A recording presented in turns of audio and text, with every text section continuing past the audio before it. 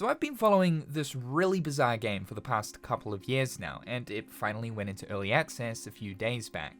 So now that I've had the chance to put some hours into it, I think I can confidently say that this would probably have to be the most surreal video game I think I've ever played. And if I had to describe it using only 3 words, it would be, I don't know. Like, that's literally the slogan of this video, is just purely, I don't know, because it applies to so many aspects of this game. Eternity Egg is an indie game coming from solo developer Userlands, who has spent the past 5 years working on this insanely strange platformer that uses a 90s 3D CGI inspired art style that feels oddly nostalgic, especially for someone who grew up in the late 90s, early 2000s, where the game looks like one of those really bizarre 3D computer generated images that usually consists of shapes, blank landscapes, shiny surfaces, and minimalism, invoking the sense of surrealism. It intentionally has this pseudo lower resolution look, where anti-aliasing is non-existent, there's jaggies galore, and the further away an asset is, the more pixelated it looks, adding to that retro style. Clearly, there's only one intended way the game is supposed to look, as there's 0 graphics settings, even though the game is technically running at 4K. While pixel art, PS1 or N64 style graphics are incredibly common among indie games,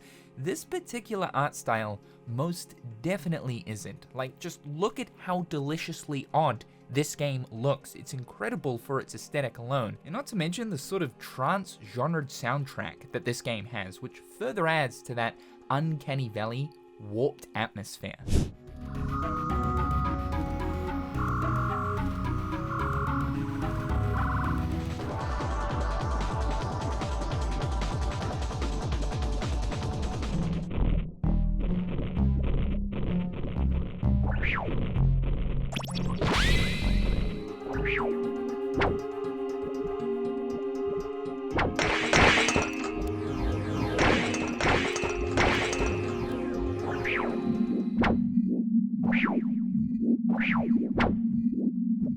The vibe of this is incredible. It feels like a niche game of times past, one that you'd randomly stumble across as a kid and probably didn't get very far, but for some reason, it became a core memory. I mean, the design of the main protagonist here looks like a forgotten platformer character from the late 90s, early 2000s. This is S-tier character design though, just incredibly unique, very standout, and as that old meme goes, a good character design is one which can be identified by its silhouette alone, which is very true in this case. The game for me screams, I've been here before, and I've seen all of this, even though it was only birthed into existence a few days ago. Now, I couldn't even begin to tell you what the is going on here, what this game's narrative or plot is really even about. Just like the game's visuals, the story here is just as weird and obscure, and it's not like this game throws plot puddings at you. Story and information on the world is delivered through NPC conversations, which you'll have to discover for yourself. There's no real clear indication on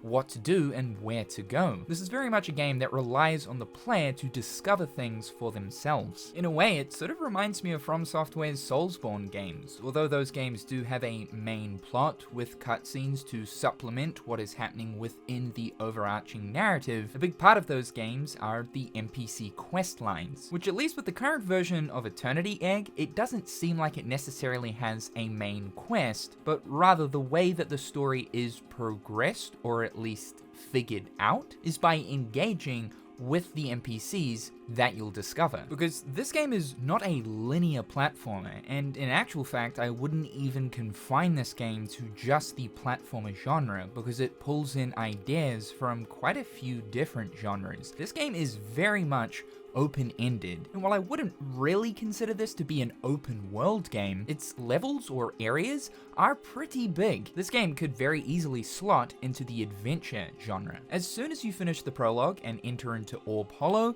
you're now within the world, and it's up to you where you want to go. You can visit any of the locations, or at least most of them, throughout the game within its current build, and the player's essentially just left to their devices to discover what is going on and what they need to do, which even still at this point, after putting many hours into the game, I still have no idea what I'm supposed to be doing and what the hell is actually going on. It's hard to figure out if this is a symptom of the game being in early access, or if this is actually the intended approach to the game itself. So just like in a Soulsborne game, you'll have to exhaust an NPC's dialogue in order to engage in their quest line, and they'll ask you to do something, like collecting a certain amount of specific collectibles within that level and deliver it to them, finding an item that might be located in an entirely different location, or it's a specific mission, like this gnome guy, for example, asked me to close off all of the sewer pipes because they're spewing out toxic shit within a certain amount of time. These NPCs usually give you a bit of backstory behind the location you're currently in and its purpose in the world. Like this rat, for example, was explaining that the place I randomly stumbled across was some type of oil refinery used for the machinery within this world, and how he ended up losing his job after receiving a 1% raise because new talent stepped in,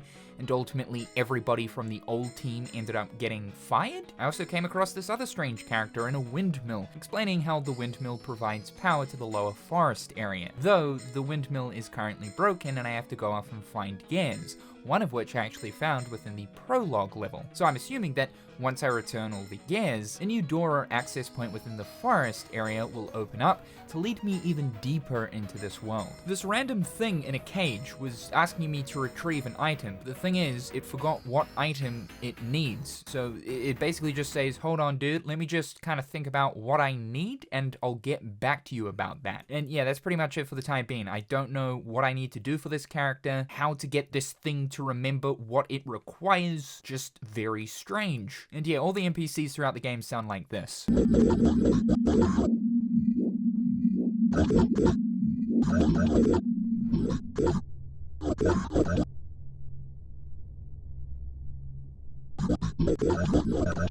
But I'm guessing that the main objective of Eternity Egg here is to find Chaos Cores, one of the main collectibles of the game, and deliver them to the Observer. He requires 10 of these as he believes that the Chaos Cores could hold a clue towards solving the calamity that is currently befallen the land. However, I didn't come across this NPC in this very specific location until about the 6-hour mark of playing the game. But honestly, I really like this. It's so different for a platformer to approach its game design in a way that harkens towards adventure games or games like the Soulsborne titles. You'll randomly discover an item and you've got no idea what the item's for, but it certainly does have a purpose. It's just trying to find out what that purpose is. I think it's very much a game that will bring people together in a forum to collectively try figure out the ins and outs of what to do, the steps that are required, and all of the many secrets that are apparently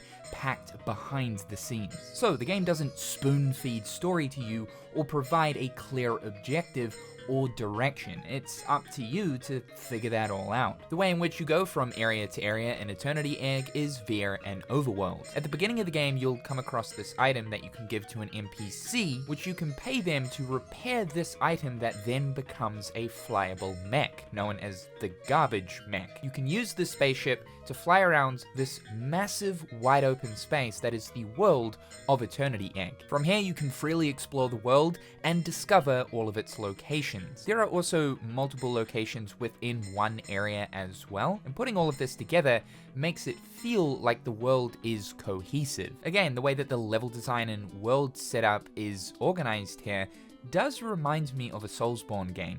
Even when you come across a new location, the name of the location will appear on screen, much like a Soulsborne game. This game even has a bonfire system. There are these energy shrines that are located in each major area, and you can use these to freely fast travel to each location that you've discovered. These are also used to put points into stats. Yes, there are stats in this game, although I'm unsure what the luck and ecstasy stat is for.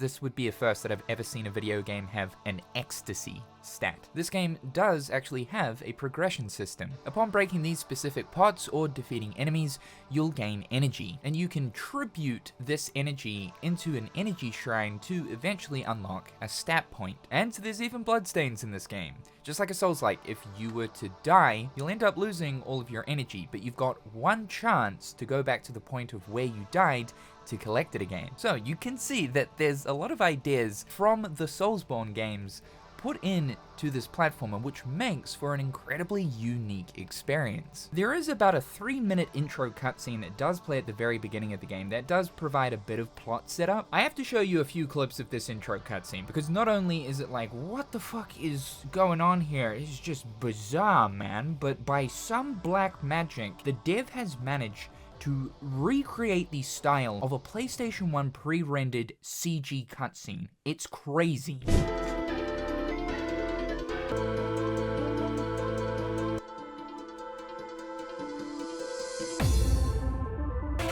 Okay. What? What?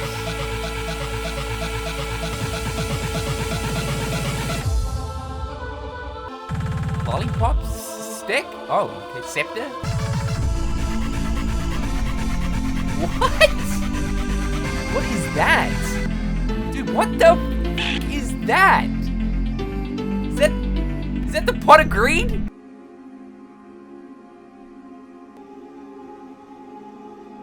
What is even transpiring here? Oh, nice. Nice.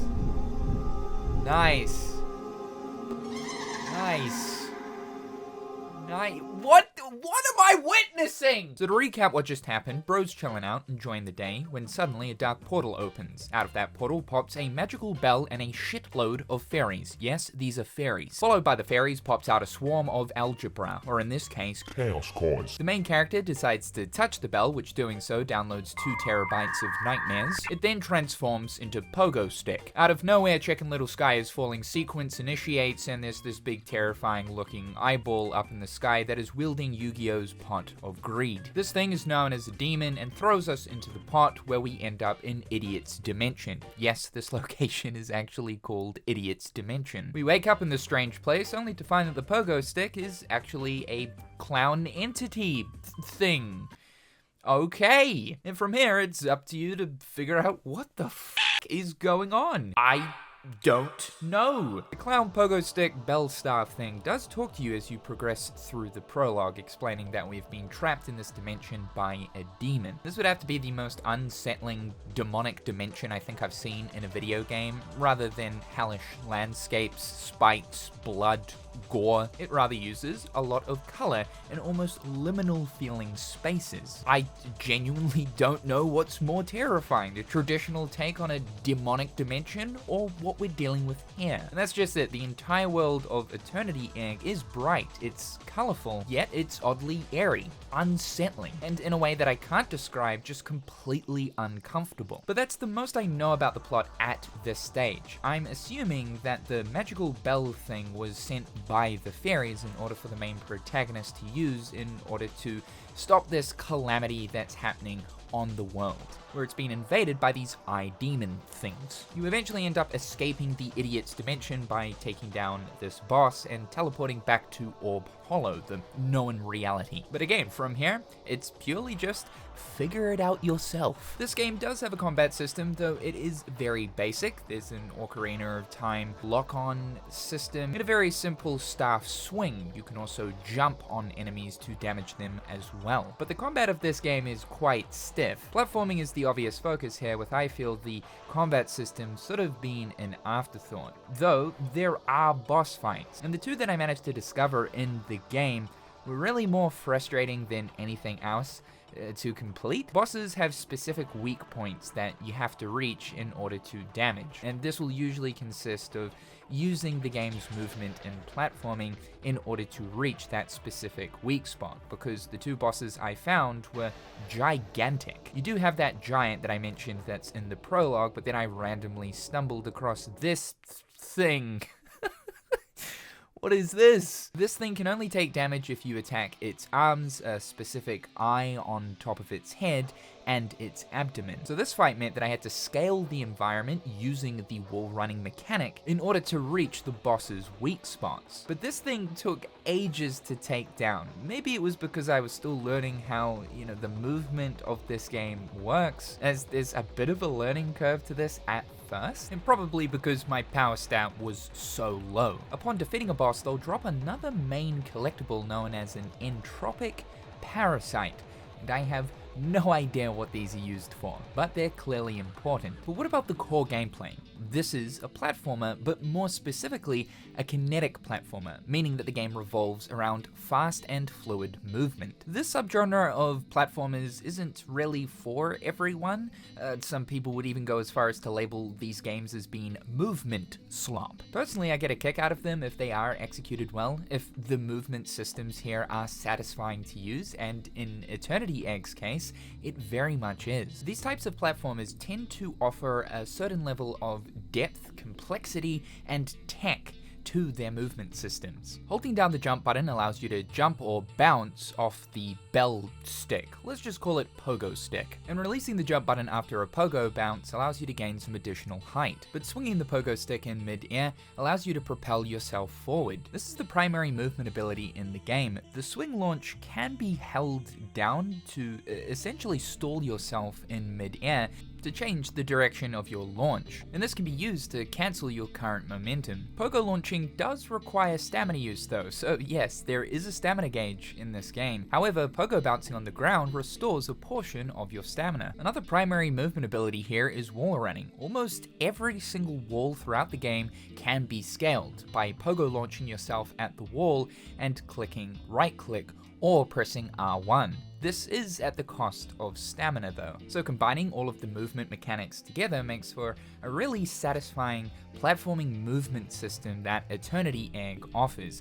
At first though, it is quite hard to get used to this, as it's very different to other kinetic platformers I've played in the past, but also there is no written instructions for the control scheme of this game. It took me a long time to figure out what each button does, where I eventually just gave up on mouse and keyboard and plugged a controller in, as there are less buttons I'm dealing with to try figure out what the control layout is. And this would probably have to be one of my biggest gripes right now, is the prologue or tutorial segment of the game. It tells you nothing. You are literally left to your own devices to figure out not what's just going on within the lore of the game, but how the game actually plays. And while I respect that from a lore perspective, in regards to actually teaching the player how to play the game, it's a huge misstep not to include some type of a tutorial segment with instructions to tell someone how the game actually operates. For example, this part of the tutorial here, I was stuck on for like 40 minutes. I didn't know how to activate this button, and it turns out that there is a down slam attack that you can do with the pogo stick. I thought that I was maybe doing something right, because for whatever reason, the button was increasing in size as I was moving on it, so I thought maybe something was happening. It just turns out this is most likely a bug, and it wasn't until I went into the comment section of a Twitter post from the developer where someone also said, hey, I don't know what the hell to do with this button. Oh, never mind, I've got to do a down slam. Where for 5 minutes I furiously pressed every single button I could and tried 1,000,006 different combinations, where I eventually ended up performing a down slam. However, it has been confirmed by Userlands that a proper tutorial segment for the game is currently being worked on and will be applied to the game at some point very soon. Now, if we are talking about the issues that I have with this game, another one here is that spaces and areas do feel very empty. While there are collectibles to find in each area, like the fairies or specific NPC collectibles, along with a buttload of pots, not just for energy, but pots that also contain star currency used to buy items from shops, areas do definitely feel barren and lifeless. And on one hand, I don't know if this is for the aesthetic and the vibe the game is trying to go for, or on another hand, if this is just simply because the game is in early access. Clearly, there are portions of this game that do feel unfinished because the game is unfinished. This is an aspect of the game that I am expecting to improve as it goes through through its early access phase. The only thing I do wish is that there was some kind of an indication on what the player should be doing and what direction they should take, acting more of a suggestion without imposing too much on the discovery aspects that the game is clearly trying to aim for. Because as soon as you do finish that prologue, you're kind of just sitting there, scratching your head, thinking, I don't know. Most importantly, the game is certainly fun, and it piques so many different corners of my curiosity, especially looking at its atmosphere, its world, its characters, its lore, in the very same way that From Software's Soulsborne games does as well. I almost want to take to YouTube and check out some type of 3-hour essay video that breaks down all of the characters, their backstories, and what's happening within this world space. Is this an incredible video game as of right now? In its current state, no, not really. But it does offer a really cool movement system, and its entire aesthetic is so interesting. This right here is the perfect example of why indies are so important. They offer totally unique experiences that are so far out of the norm, where they offer these experiences that the AAA games industry would otherwise never attempt. Eternity Egg is a game for those who are into the odd, the bizarre, the strange, and the surreal. I wouldn't necessarily recommend people going out and purchasing this game right now, as it isn't a complete experience, along with the game definitely having some issues. But even in its early access state, the game does offer quite a bit of playtime here. I mean, I don't actually know how much content is actually in here because I'm unsure the process of what I need to do to progress through the game. But if this video has piqued your curiosity, then it might be worth checking out. For me, it would have to be the most unique gaming experience I've had in 2025. Thank you so much for tuning into today's video. Be sure to slippity slap that like button and subscribe if you haven't already. A big thank you to my wonderful patrons and YouTube members. Hope you're all having a fantastic day, and we'll chat again real soon.